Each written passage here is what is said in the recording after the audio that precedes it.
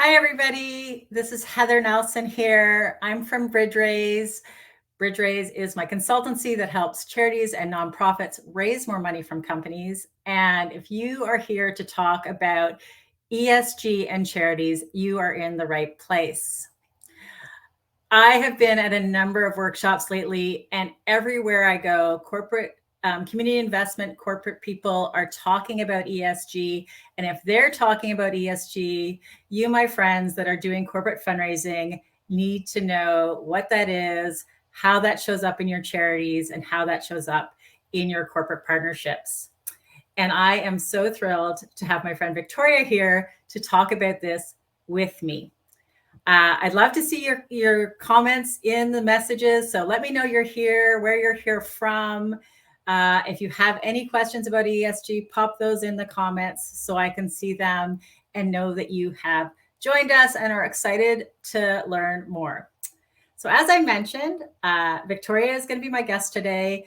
Victoria and I go way back to the toddler days of BridgeRaise. When I was first out on my own, I worked alongside Victoria doing some corporate prospect research for her, some corporate strategy work for the Canadian Women's Foundation. That was a great time. We aligned on so many things, and we've stayed in touch ever since. Fast forward to now, we've both done a bunch of stuff since then, and now we are here really bringing you into a conversation that started with us over lunch, and we started talking about these things, and I really felt that my community would learn so much from Victoria. So I'm asking her to join us today. So here we go. I'm going to bring her into the stream, and we are going to have this chat. Welcome, Victoria. Hi, Heather. How are you? Yes, I am great. I am so glad you're here. And I thought we would get started with you introducing yourself and telling all our viewers and people watching on record who you are and why you are the person I want to talk to about ESG and corporate partnerships. Sure. So, hi, everybody. It's so nice to be here. So, thanks, Heather, for having me. That was such a nice introduction, and it's true. We go back way back, and we were just saying earlier we could literally talk for hours on our subject. So this is a great opportunity. So, a little bit about me. Last 20 years, I've been on both sides of the coin. I've been a fundraiser for about 12 years and kind of honed my skills in the corporate philanthropy side. That was sort of my passion. And then I've also worked with companies on their foundations, specifically like social impact foundations on the for-profit side for about 8 years, 9 years now. So I've done a little bit of both. And last year, or the year before actually, as I was in corporate philanthropy, I really started to have more of a passion and an interest and wanted to learn about ESG. So I actually I signed myself up for the graduate program at St. Mike's at U of T for the Sustainability and Social Responsibility program.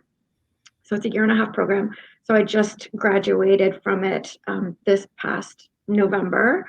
So that really helped me to kind of round out my knowledge and my expertise around that. So just a little plug, it's an awesome program. If anyone's interested in doing it, do it. It's fantastic. And the network and the people that you're going to meet are absolutely amazing. We still keep in touch to this day. And now I'm currently at Ontario Power Generation, and I'm working on modernizing their community investment strategy. So that's a little bit about me. That is such a good intro because it does really cover off all the pieces. And I love that you did go back to school in that area. I get people ask about that program all the time. And, you know, it is a unique opportunity to really delve into that space. So I love that that you're bringing that. And spoiler alert, I will remind people at the end of this, but Victoria did send me a number of awesome resources. I imagine some of which they talked about in your program, and some you've come across since then. So if anybody is interested in some more resources on ESG and charities, I have some for you, and you can DM me and ask me for them. But let's get started on the conversation. I've been throwing around this term ESG, and I just want you, let's start with the basics. What is it, and why is it so important? First, for the business sector. Yeah. So, that's a good way to sort of level out all of our understanding of what ESG is. So basically what it is, there's a lot of different definitions, but the main definition is that it's a vital business strategy and framework. So that pertains to a company building a sustainable business. And there's three main areas that they focus on, which is the environmental, the social, and the governance aspects of a business. So the idea of ESG is that if you look back in time, the idea was that companies were more focused just on their profit, or their profitability of the business. Whereas this ESG framework, it supports people, the planet, and the business equally. So you're taking the focus away from just the profitability of the business, and now businesses are understanding that they need to look at these three things in order to be sustainable, and to be profitable and to be equitable. So the three main pillars, the E, the S, and the G. The E refers to environmental factors. So those could be like environmental impacts or the risks that a business might have, or their resiliency towards like climate risks, like floods, fires, that sort of thing, or what their carbon footprint might be. The social pillar refers to their relationship with their stakeholders. And so when we talk about stakeholders, what that means is that anybody who has a stake in the business, so that could be their employees, their customers, their suppliers, their vendors, those are the stakeholders. And that refers to anything from employee-wise, like it could be looking at, fair wages, how they treat their employees, employee engagement, but it also connects with their community impact, and how they impact communities. And it's actually, for some companies, it's even more broad than that. It even goes sort of into like a more of a tertiary phase, where they're even looking at their suppliers. So what does that mean for their suppliers, or their labor standards, for example, or what that looks like in developing countries if they have operations there. And then the G refers to the governance aspect. So like how they lead and manage their business. So that refers to like how they manage their operations, what kind of policies they have. It refers to like their transparency, their accountability within their business. And all of these companies that are implementing ESG. So I guess I should probably mention, not all companies follow an ESG framework or use ESG. I would say, I think I just read a stat about 90% of S&P companies are now implementing ESG. So it's very much for the sort of mid to larger size businesses that are looking at this. But I would argue that smaller ones will be doing so. It's just taking a bit of time. Yeah. Well, as you describe it, you can really automatically see like some emerging things that seem like obvious connections to the charitable sector and to corporate partnership. But let's highlight those for our listeners.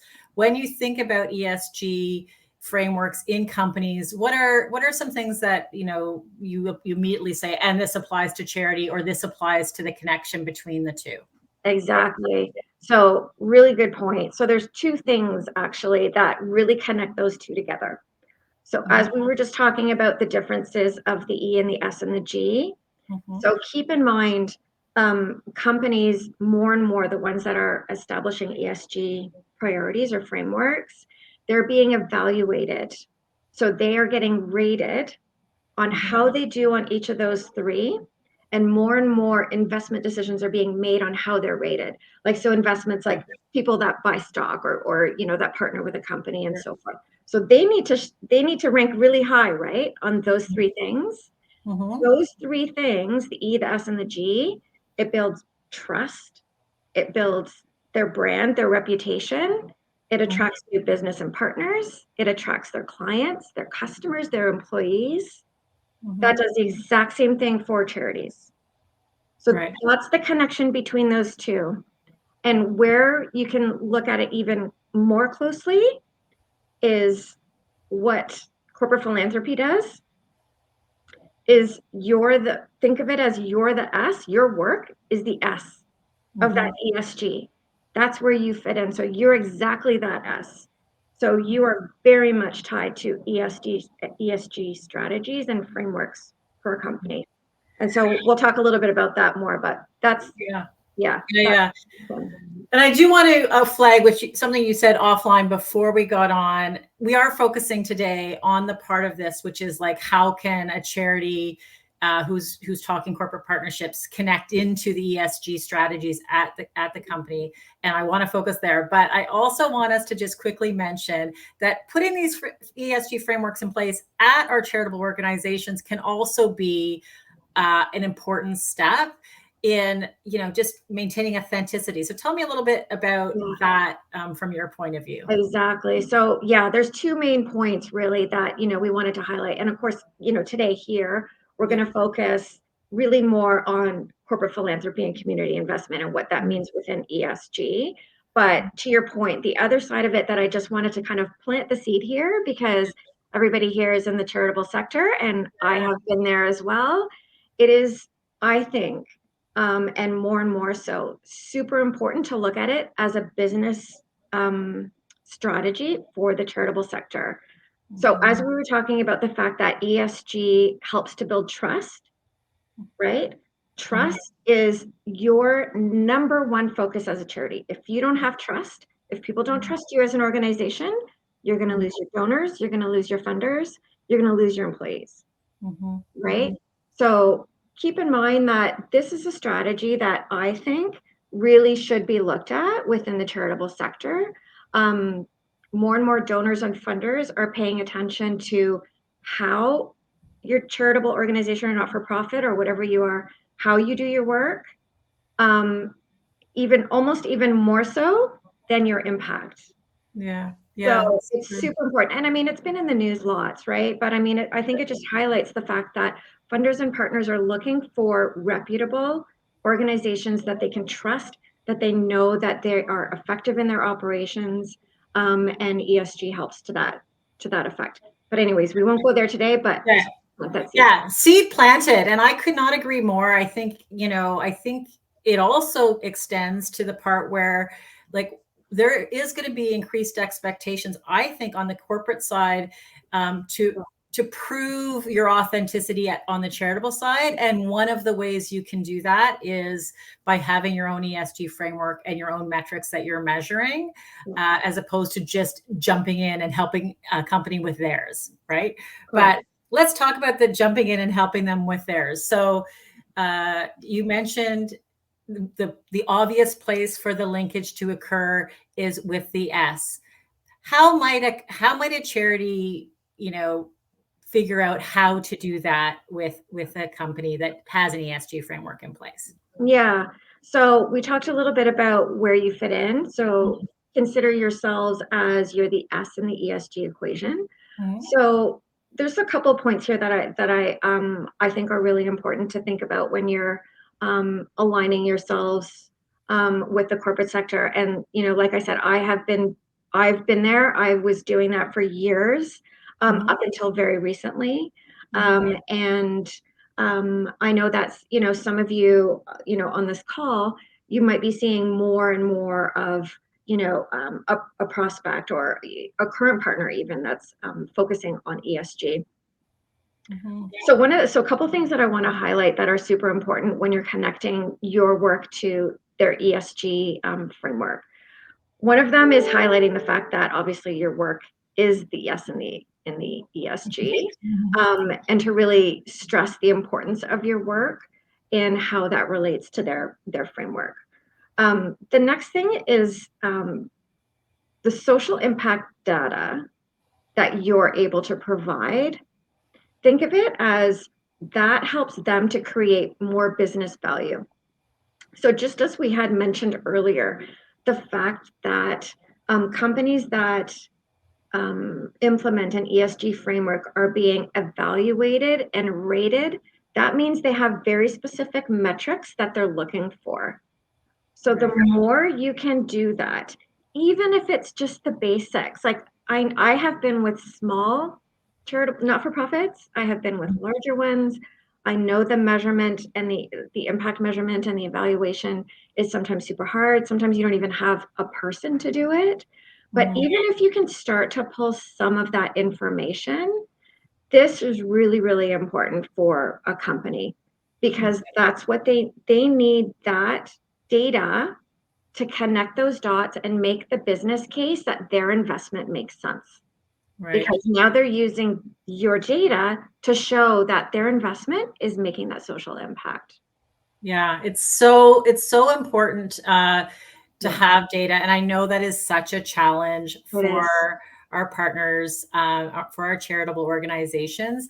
Yeah. How comfortable do you think most companies will be on sharing the specifics of their uh, like the data points they're looking for in their framework? Yes, that's a really good point, actually. That was something that I was going to bring up. One of the things I think that is super important, and I know, Heather, you and I have talked about this for Yeah, so many times, is the fact that, how important it is to have conversations that's with right. your prospects before you actually go down the road of making a proposal. Hmm. That's where that conversation comes in. And almost like I've not yet come across a company that would not be willing to share that information. So I think it's really important to do your homework and make sure that if you're looking to reach out, if it's a prospect, for Hmm. example, that you're having that conversation and you're learning about their ESG goals, how looking for like how you align with those goals. So where do you fit into that, and tailor your conversation and your proposals around that. If they're a current partner and you're looking to just build that up, or you're looking for like a larger gift from them or whatever it might be, again, that's where that conversation comes into play. Hmm. It's super important to find out, listen and learn about their business. So ask those pointed questions. What are the things that you're looking to evaluate and measure right now, and show, like, demonstrate, even if you have like the simplest points of data, show those points and demonstrate this is the kind of data that we're able to collect right now. Tell them what your strategy is around data evaluation and management. Tell them if you're working on it, or you're looking to improve it, or you're just getting involved, or you're just getting into it. It's important to have those conversations and understand where they are in their journey, their ESG journey, because that's when you can figure out where you can best fit and where you can best align. And it really is going to save you a ton of time down the road. If you can't have those conversations, I know loads of times you can't even get them on the phone, or if it's a prospect, you can't even Yeah. get them to even connect with you.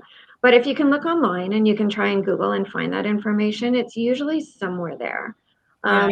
And really, you just need to put in the time and effort now, because once you tailor that proposal, it's going to save you time and energy than putting out a random proposal that has no alignment to their ESG goals. That's it. Yeah, no, and 100%.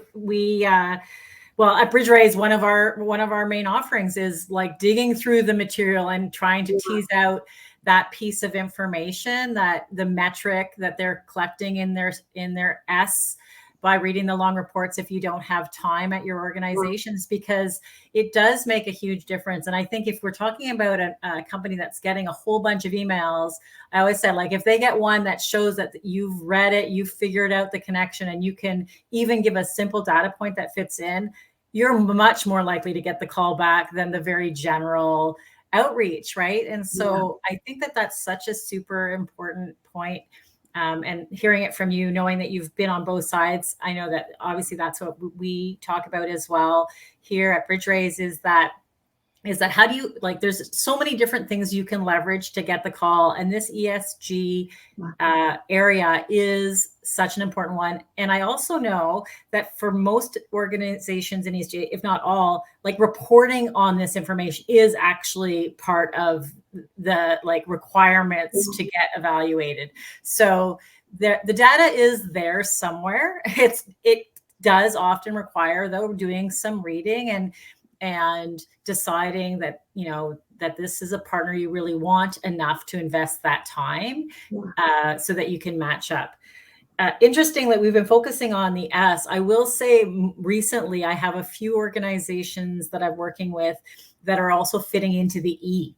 And the emergence of more and more attention on climate change and on carbon footprint and things like that, we are seeing, if you're talking about an event sponsorship or a conference or something like that, you may also have to make sure you're paying attention to your carbon footprint, some of those things as well, because they don't want to be investing in an S and then hurting their E at the same time. So it's really important to be keeping an eye on both of those, I think. Yeah, that's a really good point, actually. And looking at it from both sides of the coin, just to sort of highlight that, on the one hand, I think that the charitable, if you're a not-for-profit charity, whatever you are, once you partner with a company, you are sort of part of their supply chain.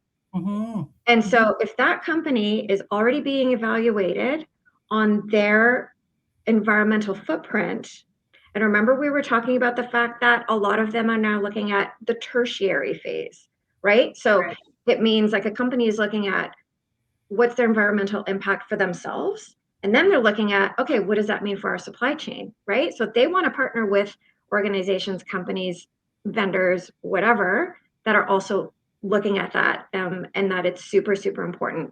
And I think the other side of thing to keep in mind is that, I think, coming from the not-for-profit sector, I think what we tend to do is we tend to silo a lot of the social issues that we are working on. So we say poverty is poverty for the most part, but we don't connect it with larger issues. And so making that connection, and it takes like systems thinking, right? So it's the holistic view of, okay, well, this is, when you're connecting with a partner, with a corporate partner, for example, or a prospect or whatever it might be, you're talking about your social issue, but you want to make sure that you're connecting it to the broader issues of the ESG. And also keep in mind too, a lot of companies are connecting and aligning with the SDG goals, the Sustainable Development Goals. So I think it would be really, really important to also connect your work to those goals when you're connecting with a corporate partner, because you will find an alignment somewhere. I promise you. There's 15 goals in there. There are a million different tactics and goals that they're trying to achieve. You're going to fit in there somewhere. You just need to highlight that, because to your point, Heather, when you're talking about the number of organizations that are trying to get that company's dollars, if you can make that connection super easy and right up front, they don't have to go digging for it. Yeah. It's interesting that you bring up SDGs, because there was a question in our comments about that. And I was going to say, while there are connections, they are separate. But one of the tactics that we use with SDGs and ESG are similar in my mind, that these are things that companies are measuring and where we can find alignment. So, if you're looking for, things to put in your pitch deck or things to put in your early emails, the alignment between yourself and ESG goals at a company, or your alignment between your charity and the SDGs that company has prioritized, are two really good ways to do it. And yes, is there overlap in there? Sure. But those are two separate frameworks, basically, in my view, that organizations, that our companies are using. Yeah. And both which we can use as levers to create connection and alignment. I'm going to jump to another question here too. The comment was, that they have seen some companies treating corporate philanthropy and ESG separate. I think that is true, but we're seeing more. Are you seeing more integration of this? Is this sort of a question of where they're on their journey? Yes, that's exactly it. It's where they are on their journey. So traditionally or historically, that's how it was looked at.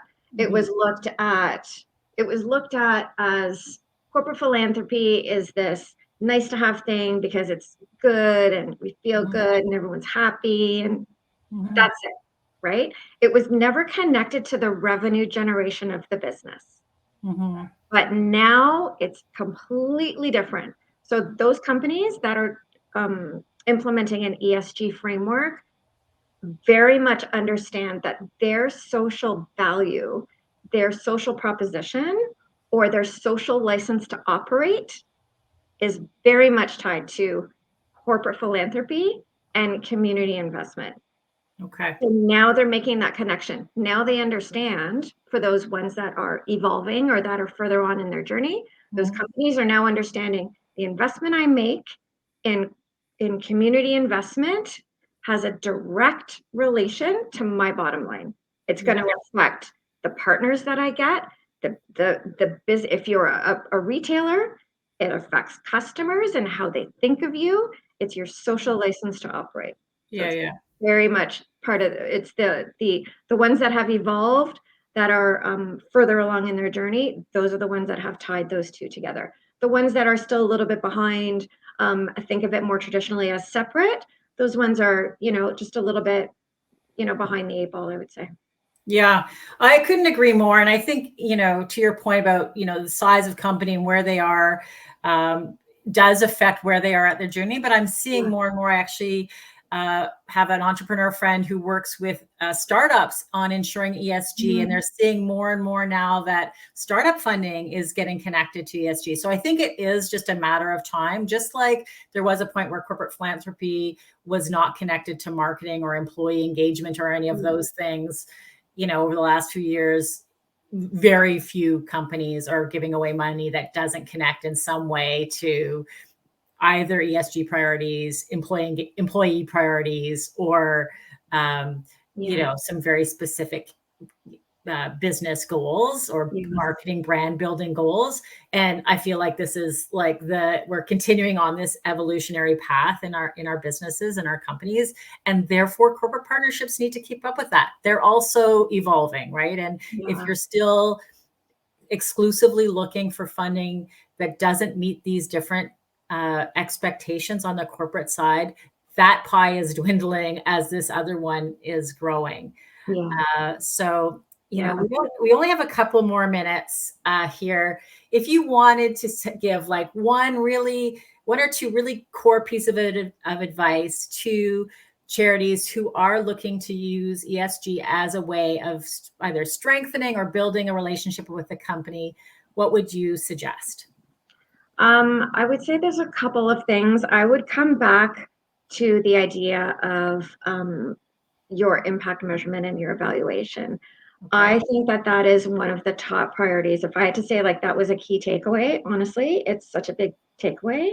And there's a couple of things going along with that. I think one, make sure that you understand and have those conversations with your prospects or your partners to understand what is important to them in terms of evaluation, and understand what you can provide them and tell them that.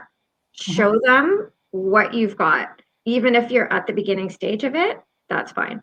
And the other important piece is that, I would consider yourselves as, change makers within your organization. So if your organization isn't currently doing that, I think that you should be starting to plant that seed internally with your organization and having other people understand the business case of not having that evaluation, or if you're not measuring in some way, shape, or form your impact, it's going to affect the funding that you can attract and retain. So I think that's an important piece. Another one that I want to emphasize is we haven't touched on this yet, but I think it's also really important to remember that even, for example, I know that we're all going, and I consider myself a we because I still feel like I'm a expert. But I would say that keep in mind that even if you don't land that partner right away, or the prospect says no, keep in mind that another part of the S in ESG is what employee or what companies consider employee giving and volunteering or engagement. And I want to make sure that there's like, there's volunteering and then there's also engagement. So don't worry if you don't have volunteering. So coming back to the idea of the S, when we were talking earlier, the fact that companies look at the S, the social part of ESG, as the relationship with their stakeholders, they very much have more emphasis placed on like an employee's their relationship with their company, how they, what they like about it, how they feel about it, the culture and that sort of thing. So as as a charity or not for profit, what if you can at least get your foot in the door in terms of perhaps connecting with them on employee giving side of things, or even if there's some engagement. So if you have volunteer opportunities, super. I know many don't, many organizations don't. Think of it as an educational opportunity too. So not just volunteering, but like, can you offer up, webinars that connect employees to your cause and educate them on the social impact issues that you're trying to solve. That kind of thing is also super valuable. So you might start off at that level and then you're building that relationship with them because now you've built in some key ambassadors in the company. You've got some people on your side, and that's maybe where then you can start to build out more of a larger partnership with them. So I love that. Such a great place to end, because I know that for many of the people listening, probably the metrics and impact piece feels heavy and difficult. Although I love that you said, tell them where you're at. You know what? I could not agree more. I always say that, if you're transparent at the front and are honest, it's much more likely actually to get you the partnership than to hurt you, because the other person that's not telling the whole story, that's going to fall apart, right? If you're honest, you say, this is what I have, this is what we're measuring, this is what I can offer, this is what we aspire to, but we're not there yet. That companies can understand that and relate to that and appreciate that. And then you're building the trust and credibility. So I love that. I talk all the time about how we shy away from employee engagement or employee giving because we think it has to be volunteerism and big and complex, and it doesn't. So thank you for giving people hope there, because I think most of us can run webinar engagement type activities. And so that's another takeaway for everybody. We've run out of time. This has been so valuable. I know, like we started at the beginning, we could talk forever. We've let you in on a half hour. I know this has been really useful for all of you. Thank you so much, Victoria. If people have any follow-up questions, where should they reach out to you? Yeah, I'm happy to have this chat with anybody. As Heather mentioned, we're both pretty passionate about these areas. So I love having conversations. Just reach out to me on LinkedIn. I'm there. Perfect. Okay. Thanks everybody for joining. As I said at the beginning, I have a list of resources on this topic. If you want to learn more, please send me a DM and I will get them to you. I wish all of you the very best day, the very best in figuring out how your organization internally can embrace an ESG framework, as well as use ESG frameworks in corporations as a way to create alignment, stronger partnerships, and more revenue for your organizations. Thank you so much for being here, and I look forward to connecting again. Thanks, everyone. Thanks, Heather.